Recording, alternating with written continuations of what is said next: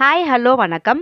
வீட்டுக்கு முன்பகுதியில் ஒரு பெரிய நந்தியாவட்டை செடி இருக்குது அப்படின்னு சொல்லியிருந்தேன்.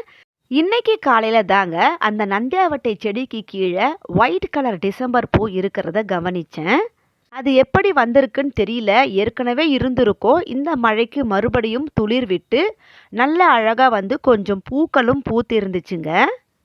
இந்த டிசம்பர் பூக்களை பார்க்கும் பொழுது ஸ்கூல் டேஸ் தாங்க ஞாபகத்துக்கு வருது. சின்ன வயசில் கலர் கலராக டிசம்பர் பூக்களை எல்லாம் பறித்து தலையில் வச்சுக்கிட்டு போனது எல்லாமே எனக்கு இன்னைக்கு காலையில் ஞாபகம் வந்துச்சு. அப்படியே இன்னைக்கு வீட்டு தோட்டத்தில் என்னென்ன பூக்கள் இருக்குன்னு பார்க்கலாம் வாங்க. ரோஜா பூக்குள்ள 2 பட்டன் ரோஸும் ஒரு பிங்க் ரோஸும் பூத்து இருந்துச்சு. இந்த ஆக்சிடைஸ் ட்ரையாங்கல்லையும் நல்ல அழகாக பூக்கள் பூத்து இருந்துச்சுங்க. முசாண்டாலையும் புதிய ஃப்ளவர்ஸ் ரொம்ப அழகாக வந்திருக்கு.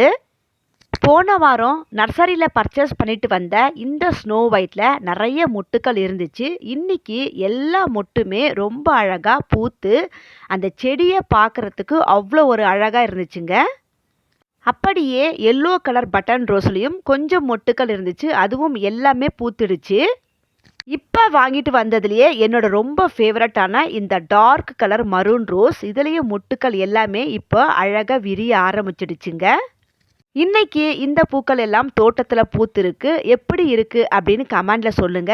கொஞ்சம் செவ்வந்தி பூவும் ஜினியாவும் கூட இருக்குங்க. நேற்று பழைய வீட்டிலேருந்து கொண்டு வந்த நித்திய மல்லியில் கொஞ்சம் மொட்டுக்கள் பூத்திருந்துச்சு. இதை இனிமேல் தான் ப்ராப்பராக செட் பண்ணி வைக்கணும். இந்த வீடியோ பிடிச்சா லைக் பண்ணுங்க. தேங்க்யூ.